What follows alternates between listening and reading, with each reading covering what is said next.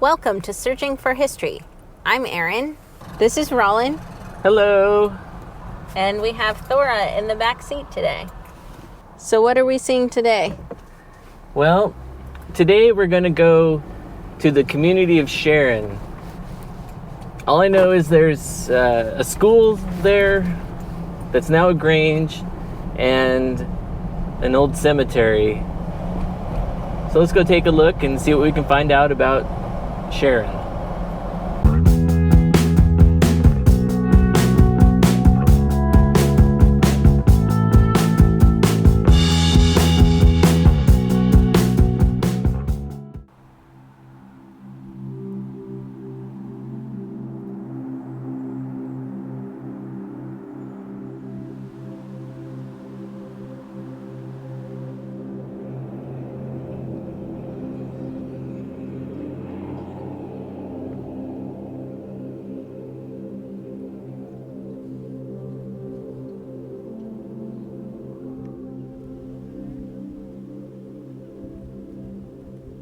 Behind me here is the Sharon Grange.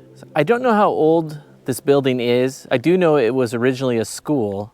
It's shown as a school on a 1941 topographic map. That happens to be the oldest map I could find. So we know it's older than 1941.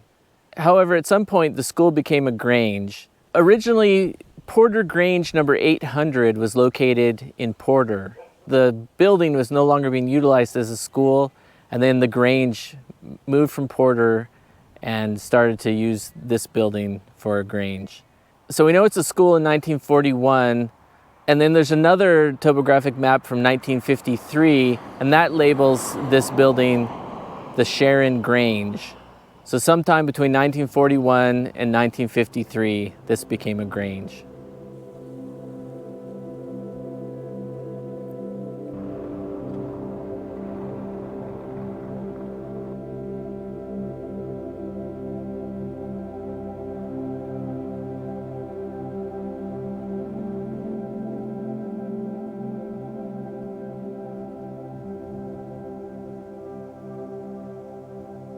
So this would have been at least a 2, if not a 3-room schoolhouse.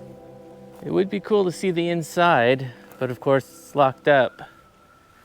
I imagine it was probably originally built in the early 1900s, 1910s, or 1920. If anyone knows what year the Sharon School was built, let us know in the comments below. If you know if there were any other buildings, a post office, a store, anything like that, let us know in the comments below. While editing this video, I found an 1890 map of Chehalis County that indicates a Sharon post office in 1890. Something to note, Grays Harbor County was originally named Chehalis County until the name was changed in 1915. So there is a cemetery. Should we go over and take a look at the cemetery, Erin? Yeah, let's go look. Okay, see you at the cemetery.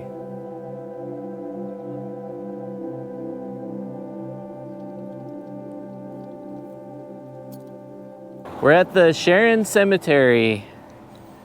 So we don't know how old this is, but maybe we can look at the different headstones and see if we can find some old ones and kind of get an approximate date of how old the cemetery is. So this gravestone is a Lee Wayne, and unfortunately this is an infant that only lived 2 days, March 23rd to March 25th of 1906. So we at least know the Sharon Cemetery is as old as 1906, but I bet we can find something older. So this is the grave of Maisie Dell. She was the daughter of Mr. and Mrs. Gaddis. She was born 1892, died 1908.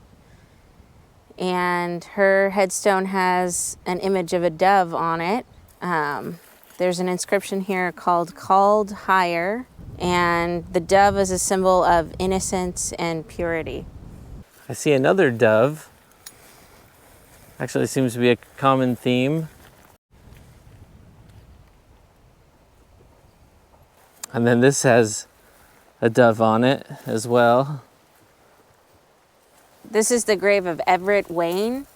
It's the infant son of Mr. and Mrs. William Gaddis. Born November 1907, died January 26, 1908. Okay, so this one's a little bit older. Looks like we have died 1895, so that puts the cemetery at least now back to 1895. This is a Zimri G. Witzman. That's an interesting name. 65 years old when he died in 1895.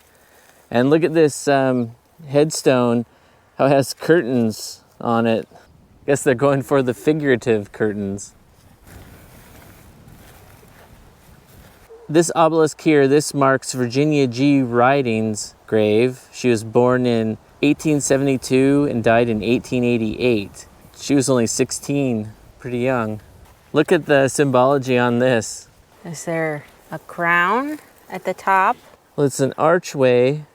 So there's an arch here, and then a crown with like a light shining down out of it. Yeah. Glory? L-R, yeah. Glory. Yeah.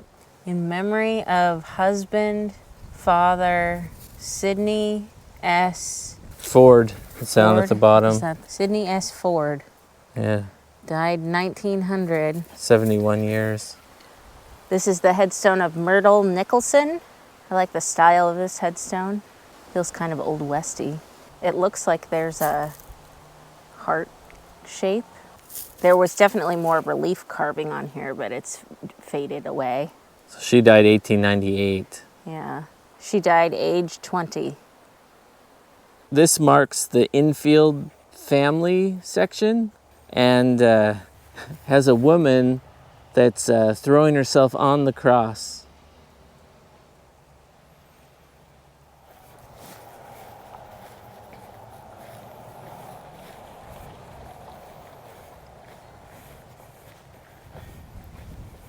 So here's a Thomas J. McMahon who died in 1889, and there's a hand with the finger pointing up, so I'm presuming it's pointing towards heaven. So here's another one, a William J. Gaddis, born 1885 and died 1910. So he was just 15. There's Belle Gaddis. Yeah, 1875 to 1901. So that's a 26-year-old. This is the grave of Vera Mae Lemon. She was born 1906 and died 1907. She has a lamb on the top of her gravestone, and there's more carving down below. Do you remember what a lamb stands for? The lamb stands for innocence. It's the same as the dove. Yeah.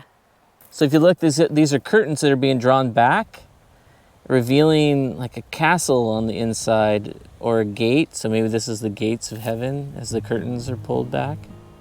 Walking around, we have seen some grave markers that date to the late 1880s. So I would say the Sharon Cemetery was established circa 1880. But it's interesting, we are seeing a lot of young people buried here. So what are your thoughts on Sharon, the community of Sharon? There's not a lot left, but this cemetery is really interesting. I love seeing the iconography on the headstones. So what you can see is really still vivid. There really isn't much to see of the community of Sharon. I know there was a post office at one point, but that's long gone. Whether there was a store or any other buildings, we don't know, and they're certainly not here now. And then you have the original school, but it's not clear exactly how old that school is. But this cemetery is actually quite unique, and there's pretty cool symbology that you can see in these grave markers and these headstones. If you're out here in the Chehalis River Valley, it's worth checking out to take a look at this cemetery. Don't forget to like, share, comment on this video, and please subscribe to Searching for History. Thanks for watching.